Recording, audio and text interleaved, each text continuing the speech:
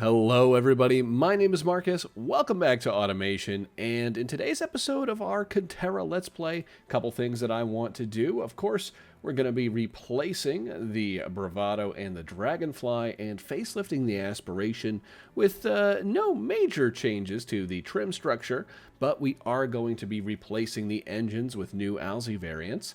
Besides that, I also want to introduce a fourth model lineup because we are basically swimming in money right now, and I'm thinking that's going to be a mid-engined boxer sports car, something a little bit different than what we've been making mostly, but maybe a little bit cheaper, a little bit lighter, a little bit nimbler, and something to round out our lineup a little bit. But we'll come back to that, I think, at the end. To get started, let's go in here and start making the new Bravado. For the new Bravado body, our selection's a little bit limited. I don't have any really big sedan bodies like this that have convertible variants. This one has the wheelbase is a little bit short, I think. I want something nice and big like this. I think I'm just going to make one trim of it for now. We're not really making money on this car anyway, not any real money anyway, so I don't really care that much how much we sell. It's just something to keep the lights on at the small factory. Aluminum body panels and space frame is still what we have to work with, for better or worse. We could give it advanced high-strength steel.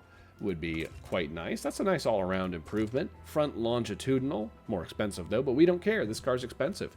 Front longitudinal, double wishbone in the front, and we can upgrade to multi-link in the rear. I'm going to give it +3 quality. I think the high-strength steel and multi-link suspension is going to add to the engineering time somewhat, so I don't want to go too ham on that quality slider. Going to create a new engine project. This is to replace the 5-liter V12 that we have already. I want to move it over to an Alzy block, and I also want to make it slightly larger, believe it or not. I also want to upgrade to VVL. We got a couple of those key techs unlocked for this engine design round. I don't want it to be quite as big as 6 liters. I want, I think, 5.5 liters. We can start with something like that. Let's real quick, slightly under square. I think that's still good. We don't need front-wheel drive, obviously, but we've got plenty of room for rear and all-wheel drive, which is perfect. Forged internals to start off with. We'll start with the lightweight stuff if we can. Variable valve timing, compression. We'll leave this actually all where it is right now and just come back to it. Turbocharging, I think, is something that I'm going to introduce, but I don't think I'm going to introduce it on this episode. I think that introducing an Alzy block and VVL at the same time is enough new stuff for a brand new engine family. The ideal would be that I facelift on the turbocharger after this, and then that lets me get some more power in the second generation. Also, that'll be when we're implementing direct injection, too. Multi-point EFI for now. I'll give it the per cylinder intake, just standard on this one. This one can run premium fuel. Someone pointed out to me that I wasn't using premium fuels for these cars before, which is a great point. I think I was just leaving it on regular because I forgot to change it. Ignition timing, we can actually advance that a little bit to about a 60, I think, for more power, more economy. Rev limit, that should be, let's try it at 6,500 for now and see how that goes. Tubular exhaust, high flow 3-way cat, dual and twin reverse flow to make it nice and quiet. Oh, looks like we could even rev it a little bit more. We're quite choked on exhaust. Let's open those bad boys up. Already up at about 400 horsepower. Let's see what it would like to rev to. I don't necessarily want this engine to be like, this is the balanced version, not the performance version, so I want a good amount of power, but I also, just want like something that's pretty drivable and puts out some good low-end torque, mid-range torque as well. So I think one of the benefits of VVL for this engine is that we can run a low cam profile, actually quite low, lower than we were before for our balance variant, and then we only need to run a like moderately aggressive cam profile for for the top end. Yeah, that's nice. 365 horsepower, that's a good amount, and we've got some breathing room on our compression there. I think we could rev it up to maybe Actually, 7,100 RPM looks perfect. We'll put in +1 quality to the fuel system, and then take what's left out of compression. We can round it right up to 90. Okay, to 376 horsepower. No restraint on anything. That's looking honestly really good for the for just the balance variant of the motor. It's extremely smooth, and 550 pounds. I actually will have to compare that to the old one, but that might actually be lighter. At the very least, it's not much heavier, and I think it's a lot more powerful than the old one too. I'll have to go back and see. Actually, we don't have to go back and see. We can use the click to compare engine tool. Isn't that wonderful? Where is the P83? Here it is. Oh yeah, over 100 horsepower more improvement, and it's more powerful at any RPM, and more torquey at any RPM. But the power really starts to diverge around about 2,500, 3,000 RPM is where the new engine really starts to come into its own, and that's where the old one, it looks like it kind of started to run out of breath a little bit, but that's nice. That's a really nice improvement. Let's give it a quick listen.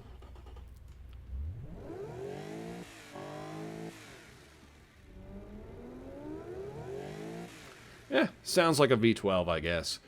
Let's see. There is a wagon version of this. I guess I could do like an ultra luxury wagon just for kicks. I don't think there's a market for it really, but I mean, it probably couldn't hurt sales, right? Maybe that's something I'll do on the facelift. I'll keep the engineering time a little bit more in control for now. I do want this thing to be just massive, so I want everything to be as big as possible. Big trunk, even a big sort of squared off front end. I might come back to that later. Widen out the cabin. Oh wow, we can make this really boxy, and that is what I am going to do. That can even come back a little bit. This thing looks like a real limousine now, and that's okay. A lot of space in there. Pop a couple of points into body quality, and let's see, come back to the physical design or the fixture design afterwards.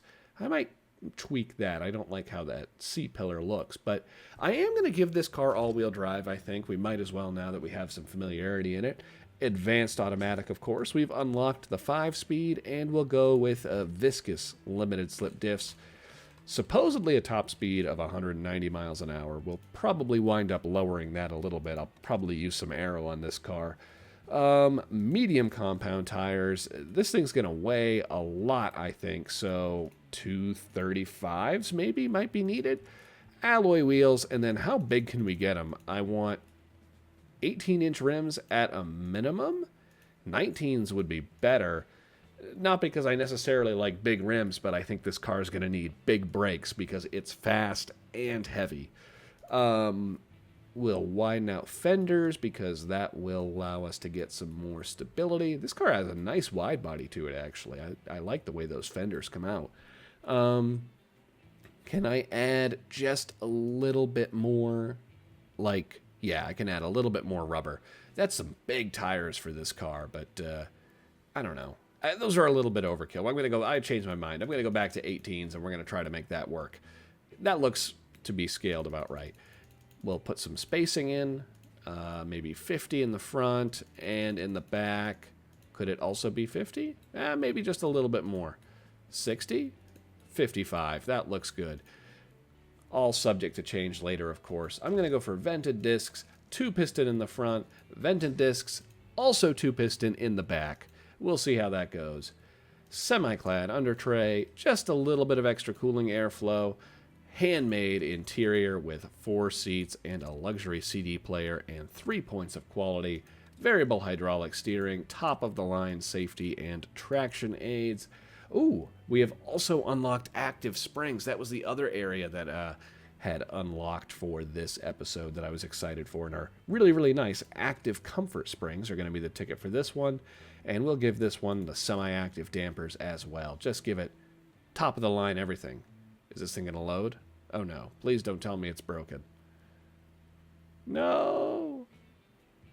Okay, so I figured out what was going on eventually after troubleshooting that a little bit off camera. What's happening was AHS steel is not actually supposed to be an option, I think, for space frame chassis, and now that I think about it, it wasn't available as one in earlier patches of the game, so and it just kind of breaks when you select it with space frame. It is available for the monocoque chassis, but of course we can't build a monocoque chassis, so we have to use the galvanized steel for now. I think in the year 2000 we unlock, I don't remember if it's space frame or semi-space frame or whatever it is. In the year 2000, I think we unlock some sort of new production option for our small factories. It's a little bit more modern than the space frame. So when we go to replace this model, we'll of course move over to that. But old school space frame for now, but we still get to keep the multi-link chassis, and that let me put an extra quality point in. So that's kind of nice.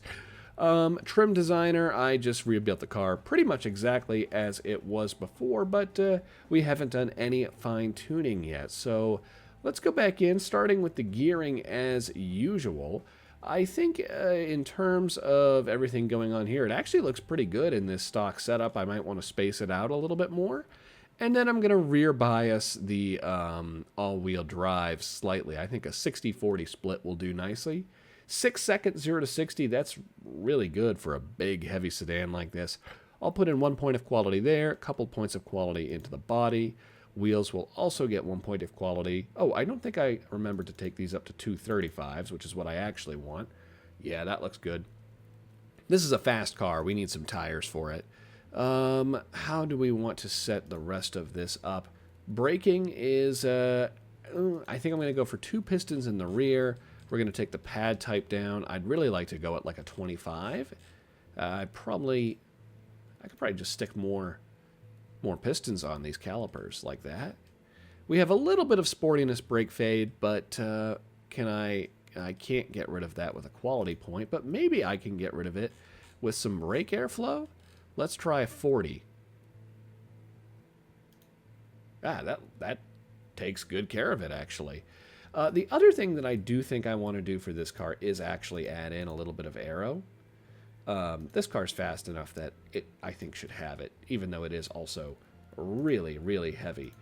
Just going to do a little lip spoiler like that on the back for now. Make it about as wide as the trunk. That looks kind of funky. I'm going to bring it forward a little bit and make it slightly shorter. All right, that'll do. Where were we? Oh, yes, aero tuning. Refresh it here. I want more front wing angle. Can I get up to positive downforce in the front? I cannot, but I can back off the rear slightly. I do want some top speed as well, because that's really good for the prestige score. This does mean I can shorten the gearing a little bit, which brings our 0 to 60 down below 6 seconds. Pretty darn cool. Steering rack actually looks really nice. Brakes are looking good now, nice and comfy with no fade. Interior, put in 3 points of quality. Driver aids, top of the line, everything, maybe just 1 point of quality in there. Now for suspension tuning, I've gone for, I think we were just on a normal preset here, but I want to soften it up a little bit from that. Maybe we should take it down to about there for springs and back off 1 click each on the dampers. That looks like a nice tuning there. Heavily biased towards comfort, but not at the expense of too much drivability. I still want the car to be drivable. It's got a lot of performance too. And then I think I can back off all the negative camber out of the front wheels and just leave 1 point of negative camber back there, and probably relax the rear sway bars as well. I should take a peek at the ride height before I do too much here. Oh wow, it actually looks perfect. I mean, I think 9.5 is great. Anything else that I need to do here? I take out more sway bar from the rear. 800? Probably even 600 looks good. Yeah, almost 7 roll angle. That's about right, and good drivability now. We're favoring that. I'm going to put in just 1 point of quality. Our engineering time is really long, but I don't care. That looks, I think that's going to be our car. That looks pretty good. Have a peek at what the markets think. It seems to be scoring well. let's go in, and I'm going to go back in. I'll do the fixture design here. I'll throw the names in. I'll be back with you guys in just a sec.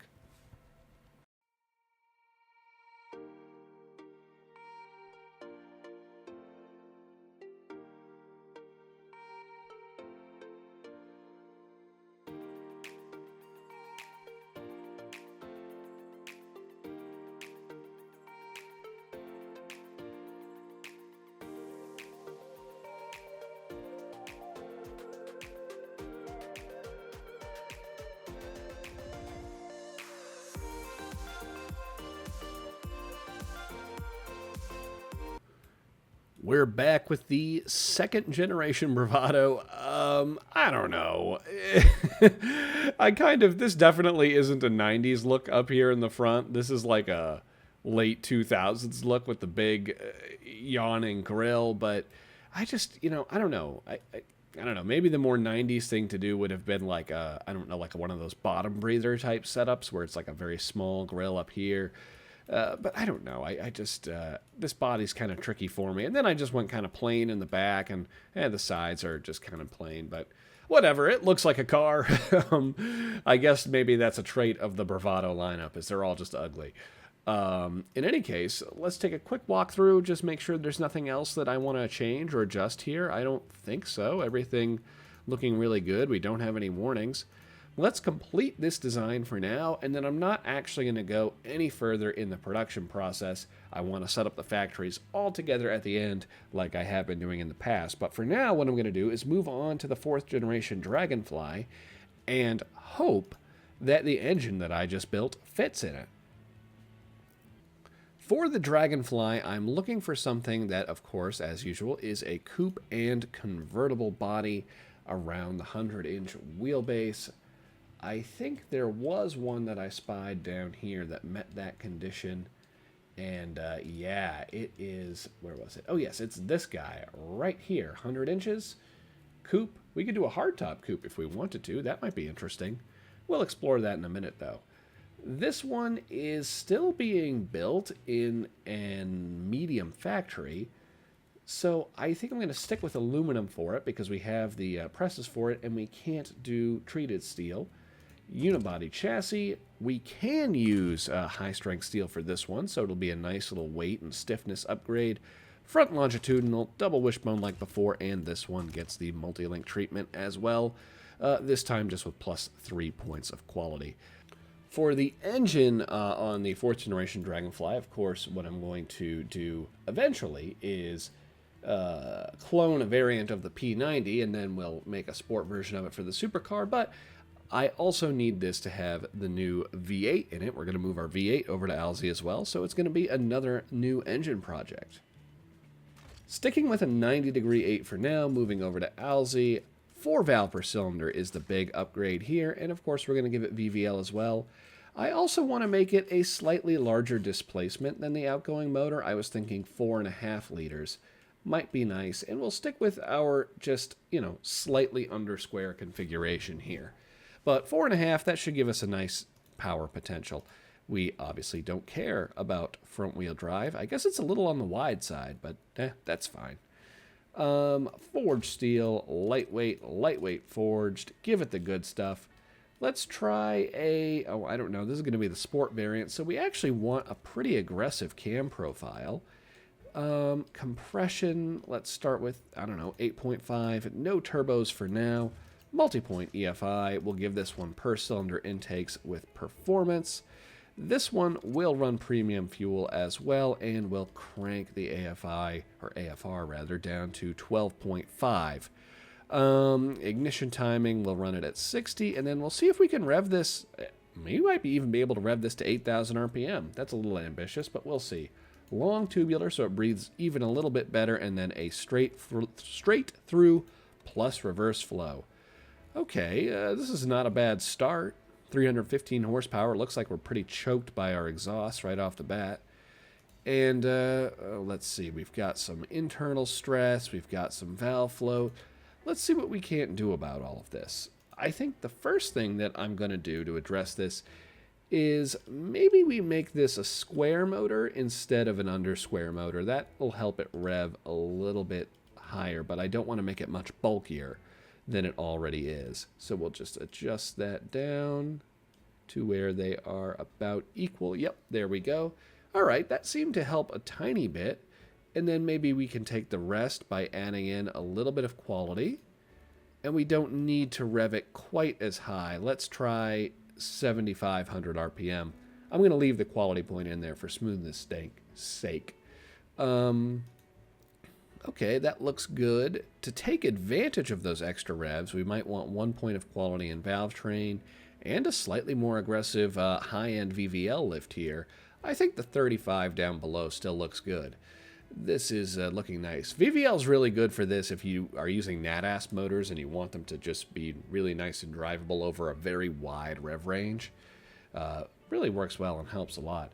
We've got a ton of breathing room on compression, so I'm going to put 1 point of quality into there. Exhaust is still not bottlenecking us, although it could breathe a little bit more freely. Wow, stumbling today. 360 horsepower. Let's grab the rest of our compression that we can to round this out, which bring it right up to 90, just shy of 400 horsepower in an engine that weighs 450 pounds. That's a really nice power to weight ratio. Anything else to do here? I think not. Really happy with this build overall. Let's give it a quick listen.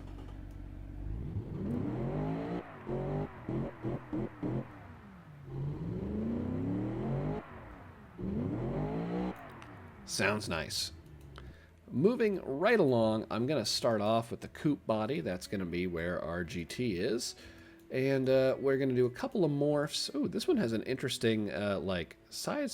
Where did it go? That side skirt morph? There it is. Oh, that looks...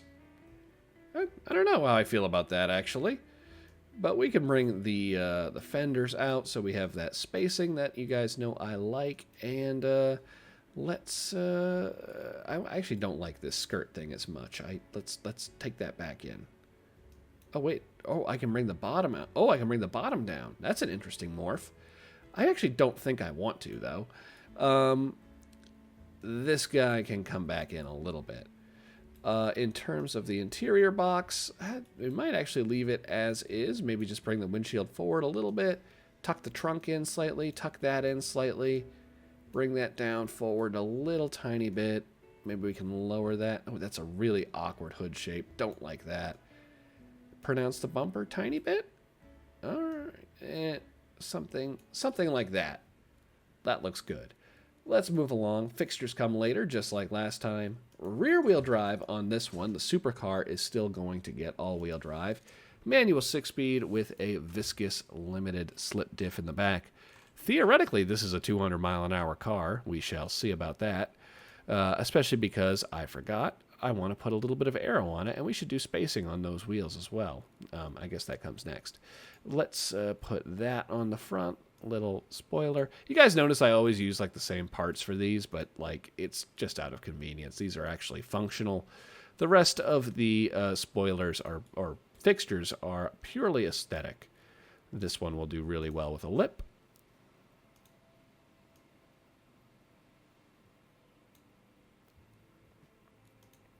Very good. Drivetrain tuning, where we left off. That looks good. Moving right along to the wheels. Radial tires. This one's going to get the Sport compound.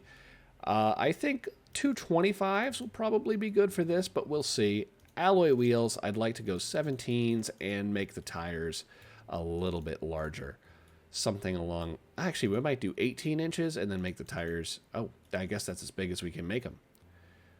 I think that's what we do. These are going to be low pros, but not extremely so. Space them right out. Spacing of 90 looks to be like what it can handle.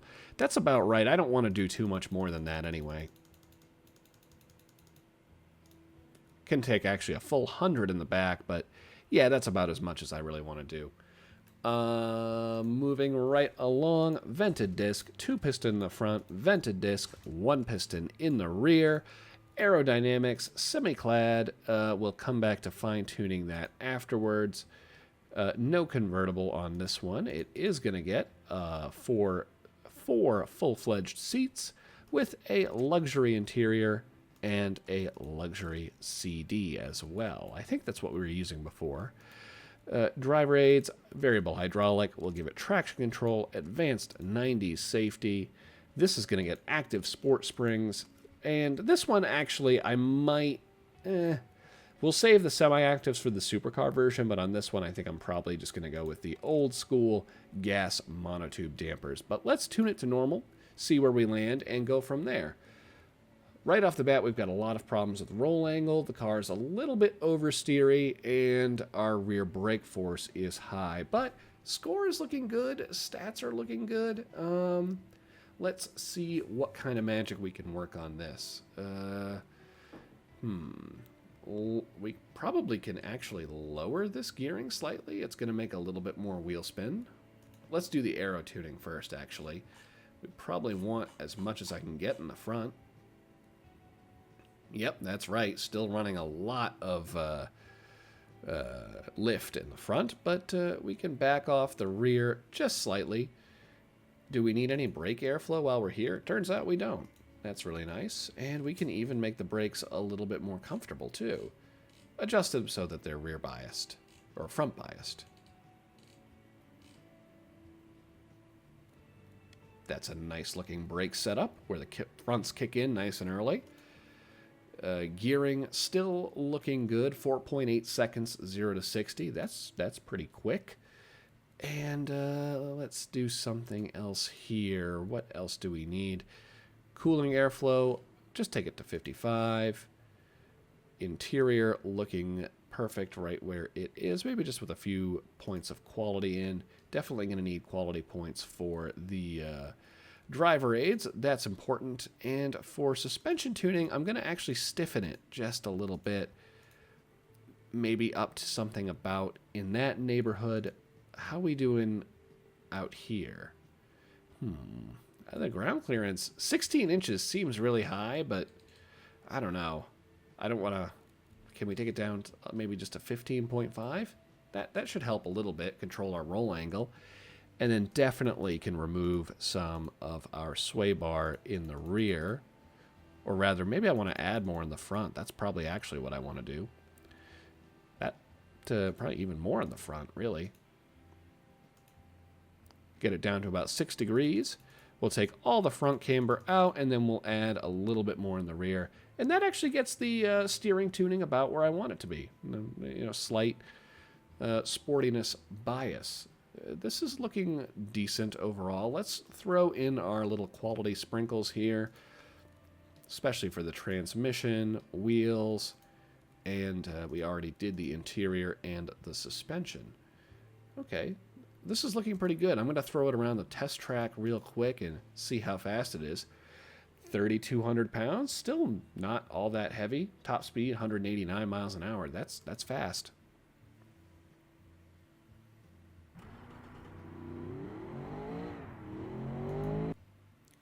Gets around in a 2:16 or just shy of. Wow, that's a pretty quick time.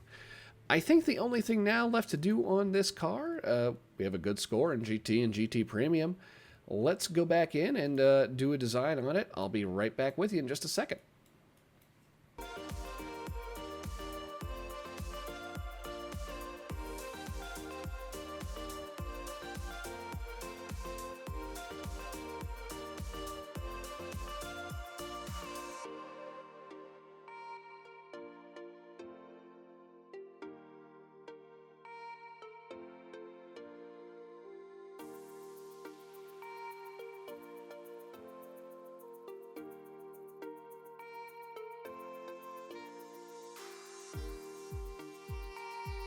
Here is the design of the 4th generation Dragonfly. I think I like it a little bit better than the Bravado, but it's not saying too much. In profile, it looks pretty good, and I don't know. I go back and forth on this front end. I think the concept is there. It just looks a little bit busy, and don't know, just that's not quite right. I don't know, but I frankly don't want to put more time into it than I have already. And I came up with a nice new color for this car because I thought it deserved one. And we haven't had one in a while. It's a nice burnt orange looking thing here as well. So let's go ahead and go right along here. We will. We've already test drive this one, so we'll complete it, and then I'm going to clone it, and we're going to make a convertible just like we have before.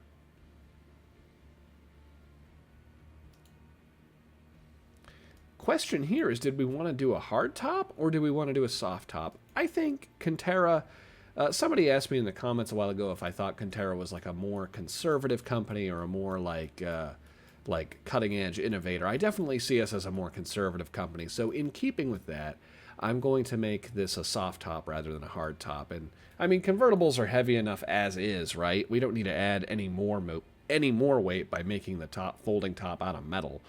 That's at least how I see it. Hidden auto soft top, though. We're going to make it the best. The convertible's just a two-seater. That's fine, I suppose. Don't really have an issue with that. Anything else here that we ought to change? Actually, gearing looks good. I think the only thing would be maybe just to stiffen up the suspension a little bit. How did we have it before? Slightly stiffer dampers? Actually, probably not. It actually seems to weigh almost exactly the same as the other one now that you look at it. Must be because we lost 2 seats, and 2 fancy seats at that. Well, I guess that makes that easy. Yeah, and the suspension tuning is perfect too. So let's just complete that one and keep going. It's, of course, going to be the CV90. Let's clone the GT Coupe, and then let's get to work on the supercar. First thing that I'm going to do for this, of course, is go back into our engine selection, and we're going to clone a variant. We're going to clone the P90, and it's going to be the S90. Now, for the sport version of this, I think the main thing that we're going to do is switch the intake over, dump more fuel in it. We'll go right down to a 12.5. More aggressive ignition timing. Higher revs, this engine could theoretically rev to 8,000 RPM. That would be pretty cool if we could get that out of it. And I actually bet that we could. Because we have the VVL. I can be pretty aggressive with this. We could run that at like a 75. And then we could run this at maybe like a 40. That's a kind of an ugly thing. Maybe we run this at a 70. We don't rev it quite as high. This go with like a 45? Yeah, maybe we just leave it at 40. It's a weird looking power curve, but I guess that's what it is. Even VVL has its limits. What else? Should we put 1 point of quality in? Yeah, that helps a little bit. That helps round that out. Okay, yeah, we'll leave it at 8,000 RPM. We can actually make that happen. How much are we choking on headers and exhaust? A little bit. We'll give it long tubular headers and widen out the exhaust. Maybe we even need to do just one more. Oh, this one can go through straight through for the first muffler. I'm okay if it's a tiny bit louder. That actually means we can make it a little bit smaller as well. Go back down to 3.5. 490 horsepower. I wonder if we could squeeze like 500 out? It's probably not a good idea to squeeze even more out. I feel like we're already pushing this engine pretty hard. Like this is an ugly power curve here. I will likely turbocharge this one on the next episode though. So let's grab what else we can out of the compression slider. That round. Oh, that actually did bring us up to a nice even 500 horsepower. That's honestly the best thing that I could have hoped to have happened. Anything else that needs to be tweaked here? I mean, I really don't think so. This is a absolute monster of an engine. Oh, dear. Oh, wow. That's at 500 horsepower. But we'll put it down through all 4 wheels, and we'll make it work that way. Yeah, car, surprisingly, I guess we do have the traction control on it, but to really use this, we know we need all-wheel drive. We'll stick with the manual. This is going to get a geared limited slip diff, and let's shorten that gearing to where we can and tighten up the spacing a little bit. 3.8 seconds 0 to 60. That's darn quick, but we can adjust our power distribution. I'm thinking 35, 65. That gets the wheel spin really right down and shaves a tenth off of our 0 to 60. That is properly quick. Slightly wider tires, I think, for this one will be desirable too. We could probably use a little bit more lateral grip. And brake tuning looks actually surprisingly okay from a grip perspective, but we are suffering from some fade, so we'll need to put in some brake airflow. Let's try moving that slider up to 25. And we could take a little bit out of the rear wing angle as well. Something like that. Interior, this one is just going to be a two-seater, and it's going to get a handmade interior. So we get the best of the best in there. No changes here. And for the suspension, this one is heavier, and I want it to be a little bit stiffer as well than the GT car. This is a more performance-oriented active sport. It'll get the semi-active dampers just to really round everything out. And we want it to ride probably half an inch lower. Yeah, half an inch lower. And probably maybe make it a little bit stiffer sway bars in the rear. We can loosen up the front slightly and add in a little bit of front camber. Probably even a little bit more. Take some out of the back.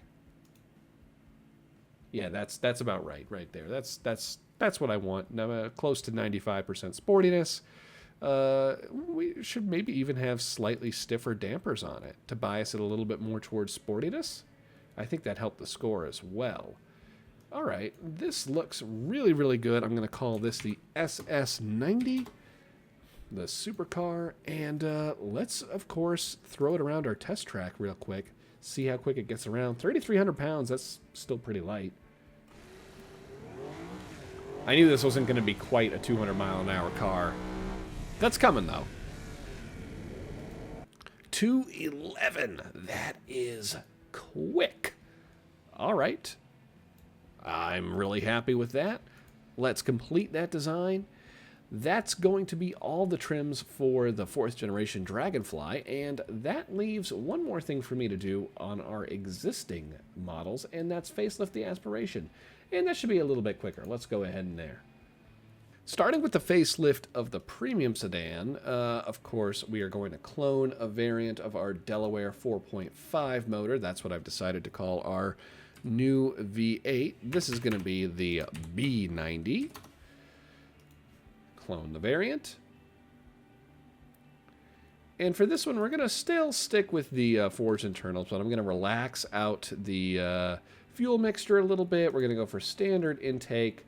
I'm going to see if I can keep the ITBs on there. We definitely probably don't want to rev it quite that much.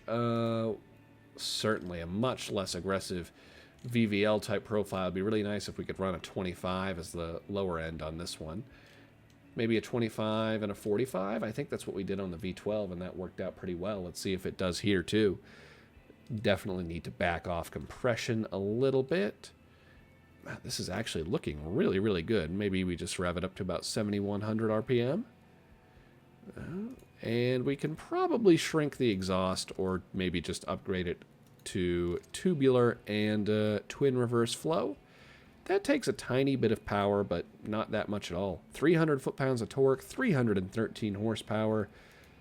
Do we get maybe just one more click of compression? Or maybe we take 1 point out of the valve train quality for this model, yeah. And then we just rev it to 7,000. Or even just 6,800. You know what? Honestly, I'm okay with that. This car, the profit margins on it are slim enough that the cost does actually matter. I do care a little bit. So, but 308 horsepower is still a really nice number. I think that's going to work really well for our car. We don't need to listen to this one. It's going to be the same. No new design work here. I don't think we're going to be making too many major changes. Probably just switching that bad boy over to a 5-speed manual. Anything else here? We could probably go for tighter spacing, maybe even a little bit shorter gearing as well. because we have traction control unlocked these days.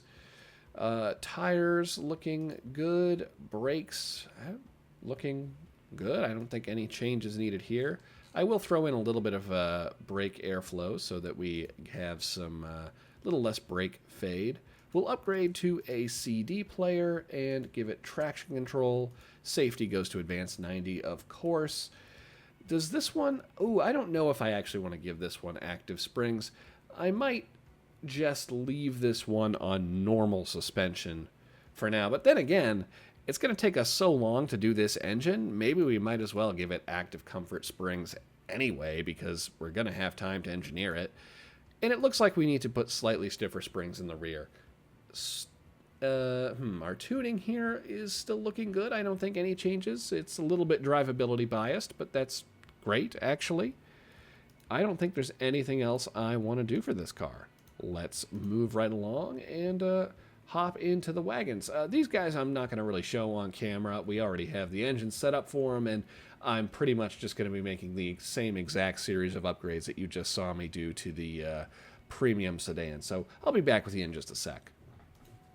Here are all 4 completed trim variants that we're going with for the 3rd generation Aspiration Mark II facelift.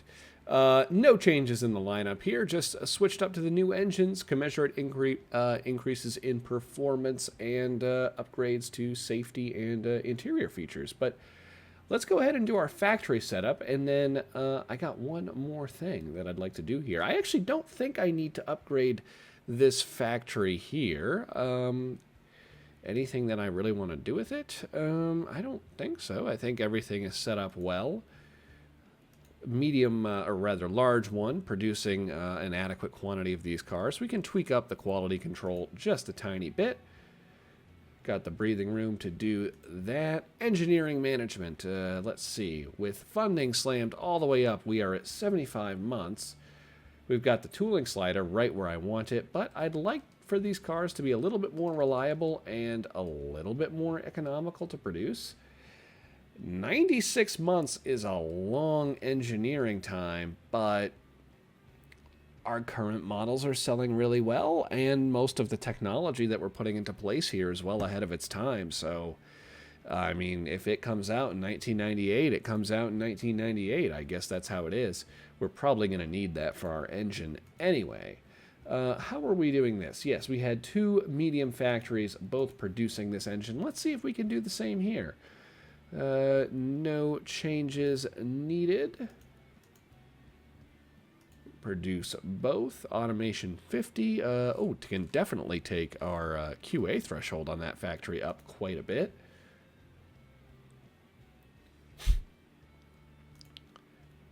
Engineering on this one is actually not as scary as I thought it was going to be.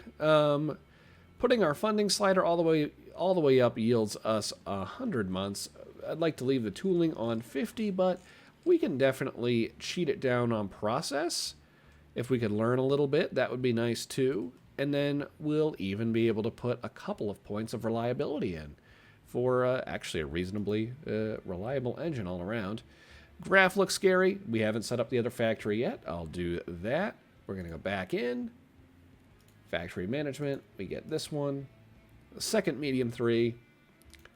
Producing both variants.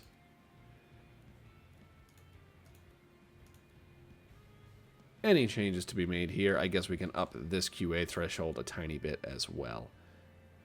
Alright, looking good. Engineering, 96 months. Sign off. Oh wow, the factories are still slightly overworked, huh? Well, we haven't set up the GT car factory yet, so maybe that's not true. We can do a factory expansion if we need to. We've got plenty of money. Pricing for these cars, let's come back to it because I've got to do the factory setup on the GT car. Anyway, let's do the Dragonfly. Factory management, this one is being produced in the medium 3 plant. Check all 3 of our trims, and actually go back, and I think I want to buy a Leatherworks here to make the supercar variant a little bit cheaper to produce. Item selection, anything else? 40 automation looks good. We can up our QA threshold here a little bit as well. That never hurts. Engineering management, we can definitely take some tooling cost out of this. Put our funding all the way up, because this is a scary engineering time, this one.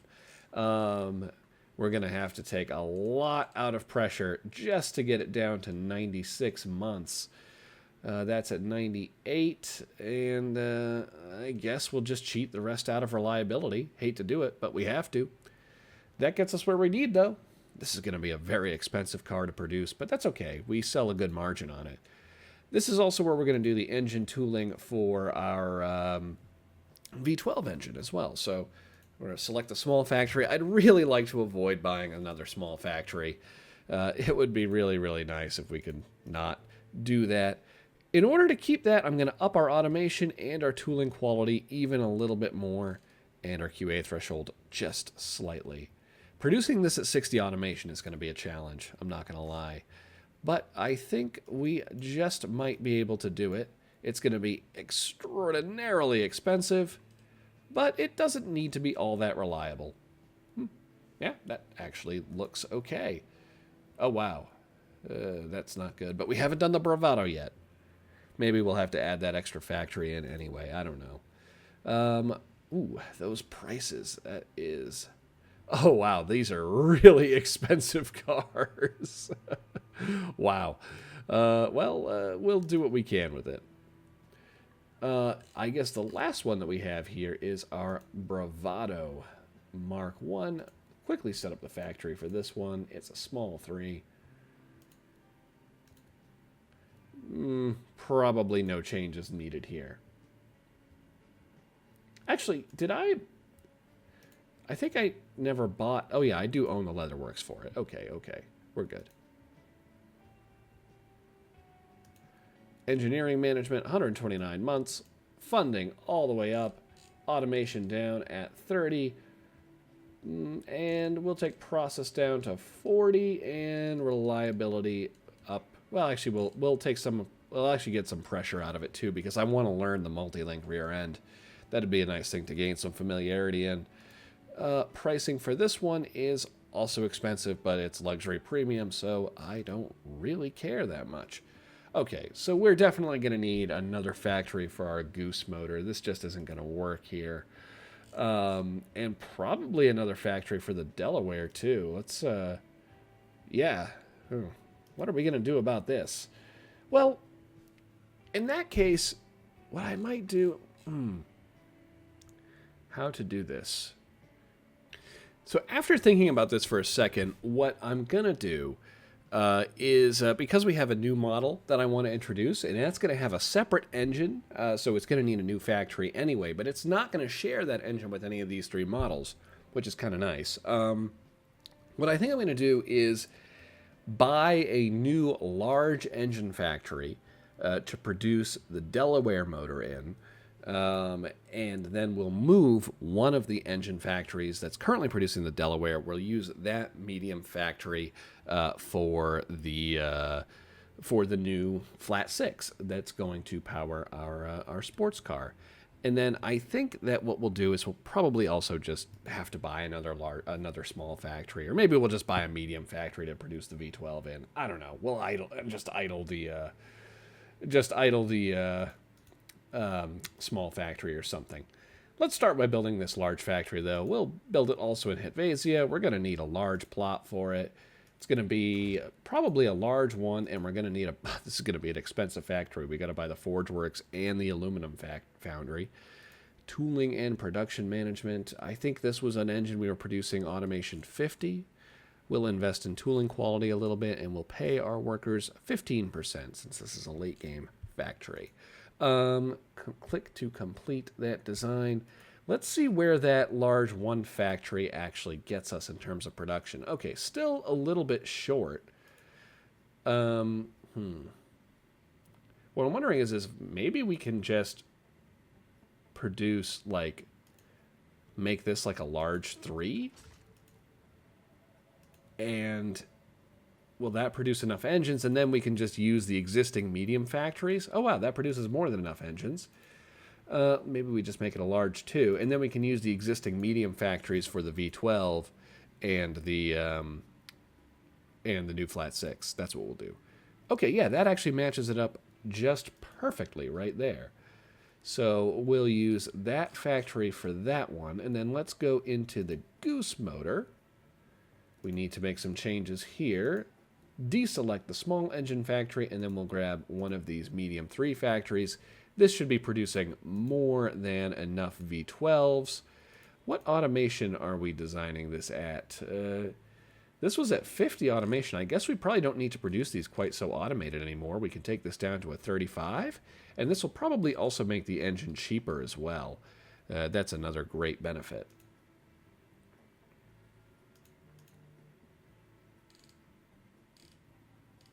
Oh yeah, we can take that right down to 35, and that saves us a lot of engineering time. So we can take our process up to 25, and then we can maybe drop our pressure slider down even a little bit and make the engine just slightly reliable.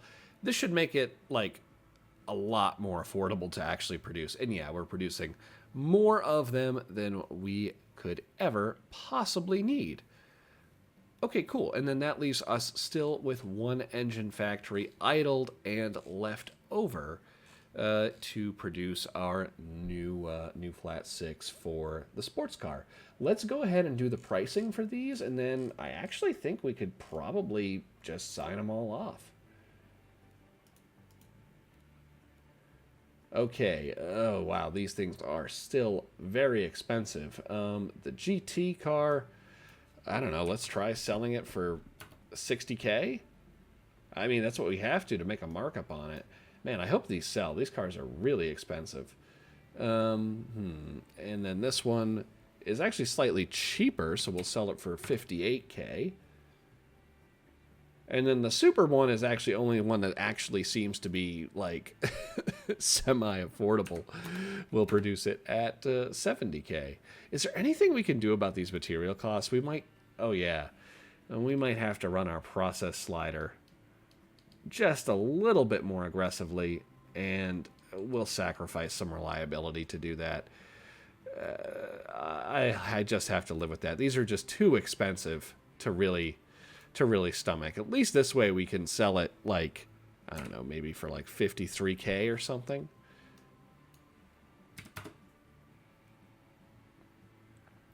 And then this guy can be 65.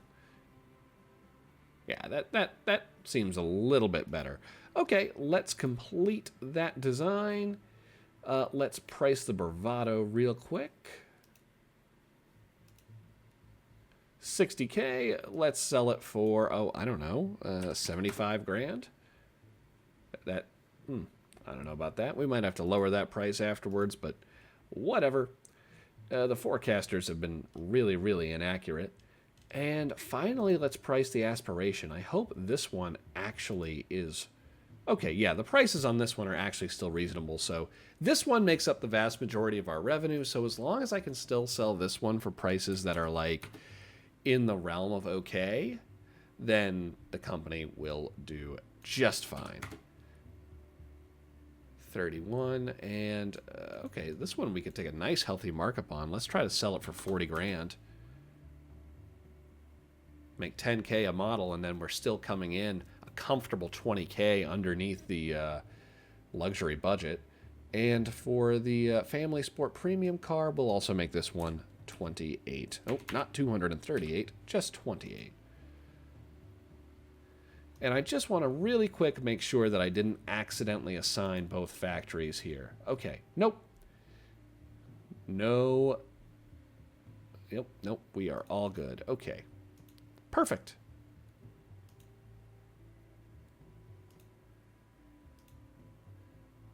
All right, with all of this completed, it's within budget for us, even with all the factory upgrades going on. Total combined cost $2.63 billion, but we've got 3.7 in the bank. This is going to be a long one. Let's sign all of these off in one big batch. Now, with all of these signed off, we can produce the fourth model that I wanted to introduce, and this is going to be sort of like a sports car slash light sports car. My goal for this is something along the lines of like maybe a Porsche Boxster type thing. The thought being that I feel like when we started this company, it was going to be a performance GT car company, and then from there we sort of drifted into the luxury barge direction. I want to introduce this model as a way to sort of round out our company and bring it back a little bit more into the performance sportiness part of what we were trying to do. And I do want to go mid-engine for this as well. I was having a peek at the bodies earlier today. I think that there's one in here that should do quite nicely. Yes, this one right here. It also has a convertible, so that's cool. Maybe we'll make a coupe version of it. This car, I do want to be light, so I think I actually want to make the body out of fiberglass. It's not very prestigious, but I don't know. Looking at these panel material options gives me a thought that, maybe what I should do after all is drop the supercar variant of the Dragonfly, and like when we go around and do all the tooling again, we can produce like a supercar made out of like carbon fiber or something in that small engine factory. I don't know. It's not very prestigious, but it is cheap, and I want this car to be light. We're going to give it an AHS steel unibody, of course. We do want to mass produce it. I'm going to try and do mid-longitudinal engine here, and then maybe we can put like double wishbone suspension in the front, double wishbone in the back, take advantage of some of our familiarity in that. Only going to do +2 quality here because we're not familiar with mid-engines. Let's dive into a new engine project. We've had a couple people request something with a boxer engine, and I want to deliver on that. And I thought that this mid-engine sports car would be the perfect place to do it in. I also think that somebody early on in the series had asked for something mid-engined, and we never built it until now. I'm not actually going to put VVL on this engine as a cost-saving measure, and I just don't need this engine to be quite as powerful. The idea is that this is a little bit lighter. Let's try and go for something like a 3.5 liter, I think would do well. We don't need to make all that much power after all. This should be nice. And the flat 6 is still smooth too, so it's still in keeping a little bit with our like luxury brand image. Still overhead cam 4 valve, of course. Forged internals, we're going to go for lightweight everything.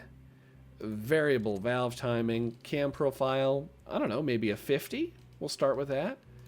No turbos for the moment. Fuel injection, of course. We'll give it ITBs with a performance intake, but this one's just going to run regular fuel. And we'll put in like 13 AFR, run it pretty rich. 60 for ignition timing, and let's see if we can get 7,500 RPM out of it. Tubular exhaust, high flow 3-way. It's going to be dual and straight through with a baffled, actually. Okay, we got a tiny bit of valve float, but we can afford to put a couple of points of quality in it and maybe rev it slightly higher, which I think I would like to, or rather put a more aggressive cam on it, which I think would be good because our internals are right at their limit, but we actually can handle the 7,500 RPM pretty comfortably. That gives us 250 horsepower. That's not a bad figure.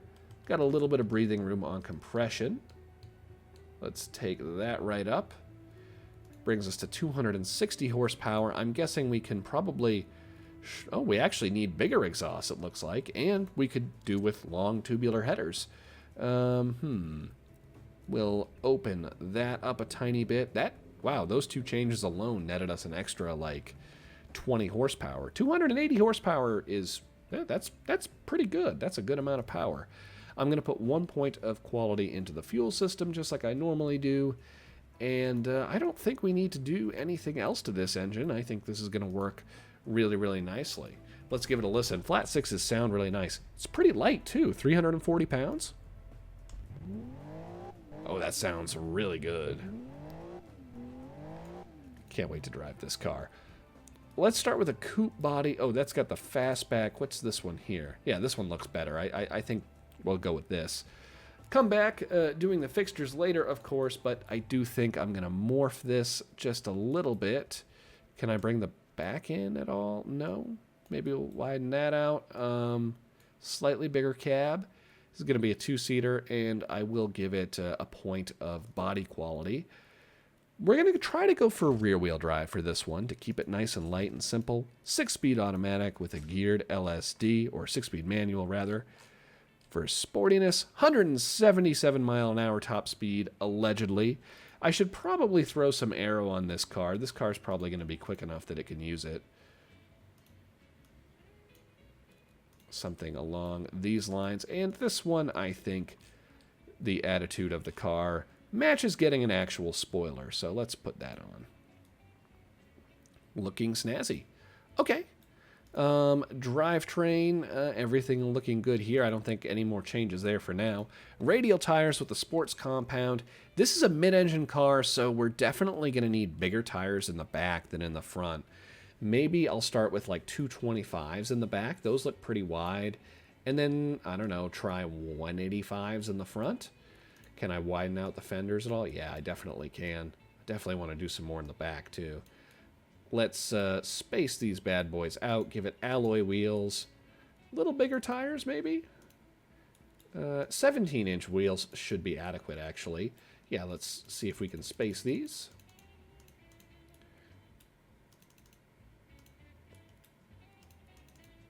About 80 looks good on the rears. Let's try on the fronts. About a 70 looks nice. Yeah, that looks good. Okay. Vented disc in the front, 1 piston. Vented disc in the rear, 1 piston. This car is going to be, I think, light but quick, and the top speed isn't going to be quite what the GT cars have. So we don't need quite as heavy-duty brakes for it. Also, rear and mid-engine cars just are inherently a lot better at braking, anyways. Because of the weight distribution, they actually get some weight on the rear wheels when they brake, as opposed to a front engine car is already front heavy, but when you brake and it dives on the nose, basically the front brakes are doing all of the work. This you can actually get it so that the rear brakes are doing some of the work as well. If I open, I don't have the braking graph quite yet, but I'll show you in a second.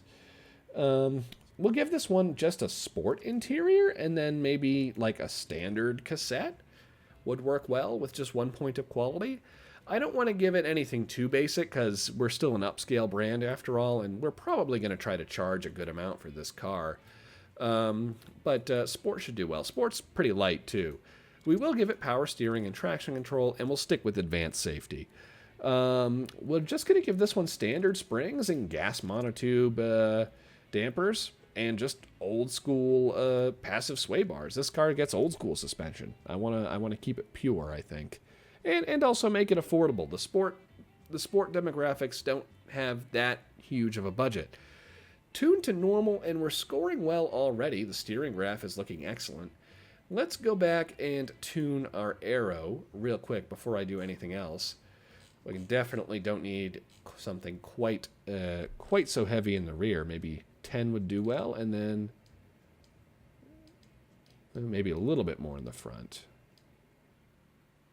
Yeah, something like this looks really nice, just basically neutral. But the steering graph is looking very good, and I think we could probably get away with slightly tighter spacing and then slightly shorter gearing, it appears. 170 mile an hour top speed versus 172 mile an hour top speed. I guess they like the slightly higher top speed better. Put 1 point of quality in the gearbox as well. How much does this weigh? 2,500 pounds. That's pretty light. That's quite light, actually, for a car coming out in the late 90s. Cornering grip is excellent. Braking, also good. Yeah, this is what I mean. So he actually gets a good force on the rear brakes on this car.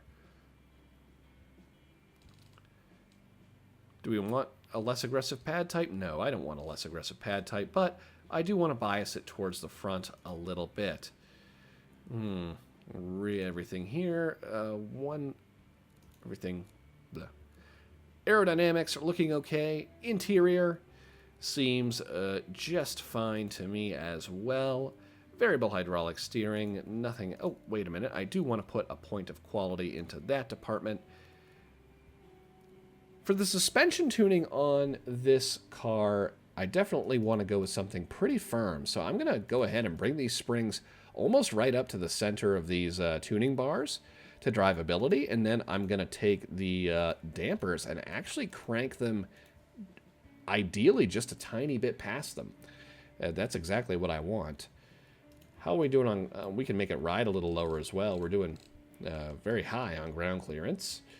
9.5. Give it a point of quality as well. 2.7 degree roll angle. Definitely don't need quite such stiff sway bars. Could we get away with something like this? Set up like that? Just about. Maybe with a tiny bit more rear camber we can. That's a nice looking high-speed steering graph as well. This is looking really, really good with no brake fade whatsoever. Suspension tuning is not too wonky. I guess my only question now is how fast does this go around the track? It should be very quick. Let's see.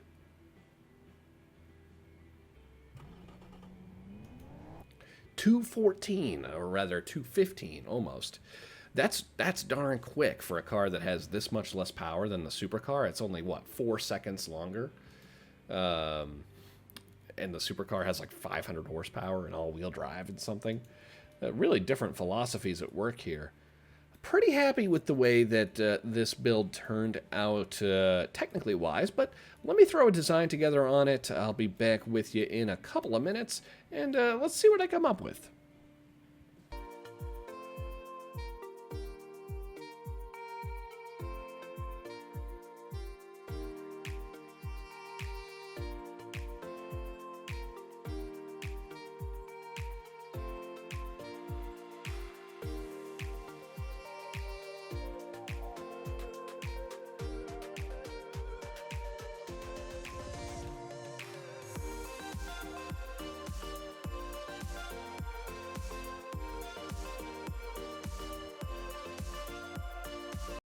I went with what I think is a simple but actually relatively attractive design. Like, this is definitely my favorite car of this episode so far in terms of aesthetics.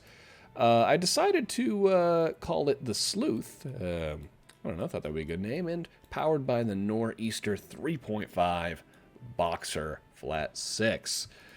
Let's go ahead and complete this one. I do want to quickly clone it. And then we'll make a maybe a convertible version of it. I think there is one available. Yeah, a nice soft top. Yeah, that looks pretty good. Yeah, just grab a few extra sails, you know. Could just stiffen up the springs a tiny bit. Probably dampers a little bit as well. And then I think this one maybe just gets a manual soft top to save weight, in keeping with the spirit of the car. Let's do that. Looking excellent. Okay. And that's going to be the SC90, a proper sports convertible. All right, factory management. Of course, we need a new factory for this one. It's going to be a medium factory, and it's going to start off with just a medium one, and we need steel presses. And I also want SMC injectors so that we can produce the fiberglass body a little bit easier. 92% efficiency is pretty darn good. Let's make the automation a 45 for now. Tooling quality a 60. QA threshold, we'll bring that down to about a 77. I don't want to chop off quite that much area. And then we'll bring the worker wages up by 10%. Engineering management, 108 months. Pretty manageable, actually. We'll bring the funding all the way up. Tooling at 45. We'll grab the rest out of maybe this one also needs to be... Like, there's no reason why this one needs to be synced up, but actually, like, I don't know, 96 months is probably the right amount of time that this trim takes, because this one, actually, I do want to put a little bit of a reliability into, and it really matters. Like, we can't just completely blow away the process slider. We do have to sell this at a cost. Engine, only one variant here, which is pretty nice. We're going to use an existing medium 3 engine factory. 100% efficiency, of course. Leave the automation on 50, knowing that we don't have to engineer it to that standard. In fact, I won't. We'll take that down to 40, take the funding slider all the way up, process at 40 as well, and then put the rest into reliability. And actually, we'll take a tiny bit out of pressure, too. really try to get some of that Alzy familiarity. Okay, that looks good, and I'm sure we're producing more engines than we know what to do with. Last of all, we'll do the pricing for this. Our sport budget is 29 grand, and convertible sport budget is 34 grand. We can produce the coupe for about 26. I don't know. Let's try. I don't know. Let's try selling it for 29K. That's a pretty thin margin, actually. Let's see if we can sell it for 30. Okay, yeah, looks like we can. And then this one's more expensive. Let's see if we can sell it for 33K. Yeah, looks like we can. Looks very profitable too at that. Oh, well, I don't know. Let's put it into production and see how it goes. 96 months out, 800 million. I think even taking the cost of our other project into account, we should still be able to afford this. Let's sign off.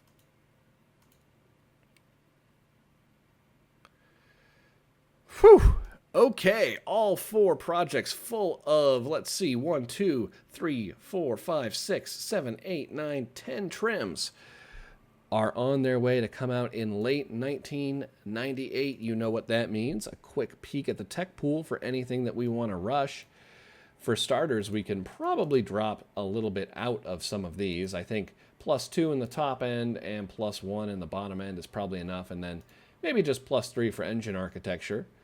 98, it would be really awesome if we could have direct injection then. Let's put 3 into fuel system to try and have that unlocked.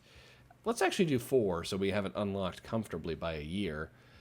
What else do we have here? Auto hardtop, don't need that. Semi-space frame, well, we're not going to be replacing that model anyway, so it's not important. Sequential electric LSD would be really nice to have. Looks like we're already running enough tech pool, so we could even drop that down to just 3 and probably still make it. Let's make it 4 just to be safe. Brakes we'll have unlocked. Suspension, off-road, that'll be good. Luxury sat-nav? Could we rush for that? That would be, what, a +5 in interior? Oh yeah, we totally can. We're already running a +4. And then, let's see, Advanced 2000s, we only need to have 1 year ahead for that, and we're already running 2 ahead. I guess the only other thing would be to look at the bodies here, because we are going to want to replace the aspiration at that point, ideally. Looks like there's a lot of good stuff coming up in the mid-2000s. 2008 bodies would be really nice. It looks like there's a lot of nice choices here, but that's a little bit of a stretch. I think maybe our best move would be to try to rush maybe for one of these 2005 bodies. I mean, actually, though, is there anything in here that would actually work? I mean, maybe this 108-inch thing? I don't know. That's really ugly, though. I guess it would get the job done. I don't know. After taking a look at this, the next set of bodies I really want unlocks here in like the late 2000s, and that's just more of a stretch than I'm willing to do. So I think what I'm actually just going to do is maybe just save a little bit of money and drop our body tech down to +3.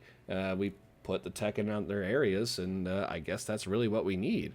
So let's actually leave it at that, and then last thing, of course, maybe just a little bit of additional marketing. I don't know, let's do some prestige marketing, I think. Tiny bit more across the board. All these different countries.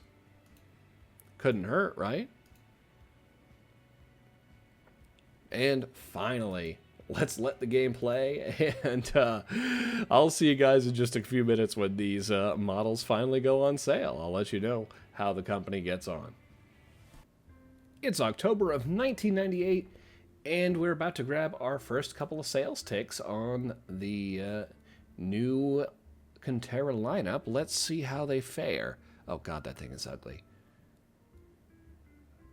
Well, I see a lot of green so far. That's promising.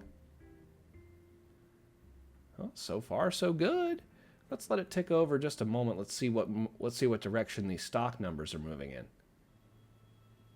They seem to be holding steady for the most part. Except for the sleuth, which we literally cannot keep up with production. All right, that's enough. I'm going to stop the game there. We have already run 6 months with all of our engineers sitting idle. That's enough of that. Looks like we might actually need to expand production a little bit. I was kind of worried about the pricing for some of these models, but looks like we can raise the pricing and maybe build some new factories for our next episode. I mean, I don't know. We might not make our money back on them at this point, but I mean, we're sitting on 8 billion, so man, we might as well. I'm going to export a couple of models over to Beamng.drive. I'll see you guys over there. In particular, I'm very excited to try out the Sleuth, and then, I don't know, maybe we'll give the new Bravado a shot, and probably one of the Dragonflies as well. I don't know, we'll see. I'll see you guys over there in any case. The first car that I've been tooling around with a little bit is the GT version of the new Dragonfly, and I'm pretty happy with it overall. The one thing that I would say, just based on my initial impressions here, it's a little bit under-tired. I think, not so much in terms of traction for the engine, but more in terms of like braking and cornering grip. It just could use a little bit more grip. You can start to feel that this car is getting quite heavy now. Which is no problem from a power standpoint, but from a cornering, like lateral grip standpoint, I think we need a little bit more for the amount of power that we have. That being said, I'm really, really happy with the way that this car handles overall and the way it drives in general. It's very fast, it's very controllable, it's very stable, and it's just a lot of fun all around. You do get a sense that it's a very well-balanced car, like you can sense the engine is not too heavy up front. So, really happy with that. Good high-speed stability coming through the corner here. Let's see how the braking is going into the bend here. I'm going to see if I can hold it late. Whoa, maybe a little too late. Oh, we're just barely going to crank it around. Between the engine and the gearing on this car, you do have to be a little bit careful because you can crack the rear wheels out basically on command of the throttle, which is very useful on one hand, and it's not like it's on a hair trigger like our initial V12 supercar was, but you do have to be a little bit careful. It makes me a little bit concerned for how we're going to handle it when we get even more power from direct injection or turbos, or both. But we'll cross that bridge when we get there. Now it's the turn of the Sleuth. This is my first time actually driving this car. This is the car that I'm actually expecting to be the nicest to drive today, but I don't know, I might be wrong. It's got that nice big flat 6 in it, 3.5 liters. It's really light at 2,500 pounds. This thing should be a hoot, and it accelerates actually faster than the GT car. The top speed is less, but accelerates faster and corners harder, supposedly. This car doesn't have quite the same legs at high speeds as the larger, more expensive, and most importantly, heavier Contera models do, but it handles pretty well at low speeds. It's very, very nimble, and you can feel it's a very light car. The one issue is, I think between the limited slip diff and the rear engine placement, you have to be very, very careful not to get the tail out on this car, because once it goes, it will not come back in. It's a very, very difficult car to drive in that sense. However, I will say it's not all that hard to keep the tail in line in the first place. You just really, really have to be disciplined with it. If you do that, though, it's actually not that hard of a car to drive. And just to stay in line, you just have to be a little bit conservative with it. But, I mean, if you do that, oh my god, it's so quick. And just accelerates fantastically well. Like from like a 0 to 60. It's really, really a nice car to drive and feels very, very athletic. Last but not least, certainly we have the supercar variant of the 4th generation Dragonfly. With 500 horsepower, it's the most powerful car we've built yet in this playthrough, and I think certainly more powerful than anything Consolidated put out. And also just one of the most powerful cars I've made in automation, just in general. I very rarely get up into horsepower figures north of 400, so... But let's see how it drives. Lights up all 4, of course. We have the 6-speed manual here, so... Whoa! I really like the 65 split in the back. So as you might expect, the car is very, very quick indeed. I'm going to brake a little bit still here going into this corner. But, oh my god, it just has so much power and it just keeps pulling. I'm going to brake nice and early here. It's so easy to build up speed. And the all-wheel drive, especially with the rear bias split, actually makes it pretty drivable as well. Like, this is, strangely enough, an easier car to drive than the Sleuth, even though it's so much faster and more powerful. I think when I go to facelift this model, I might actually try to dial in a little bit more sportiness so it's a little easier to induce oversteer. Because I will say this car actually feels like it's a little bit like front heavy, battened down, and it's tough to kick out that tail to the point where you can really use that four-wheel drive and just get these beautiful sort of kicks right out of a corner like that. That was a little bit overkill, but it's a lot of fun anyway. This is a real hoot to drive. It's very surprisingly tame for a car with 500 horsepower. I just can't get over it. It must be the new suspension and the all-wheel drive that really makes a difference. That's going to wrap it up for today's episode, everybody. As always, thank you so much for watching. I know today was a long one, so thanks for getting through it. We'll be wrapping up this Let's Play series pretty soon. We're getting into the late game here, so let me know if there's anything that you'd like to see. Until next time, bye for now.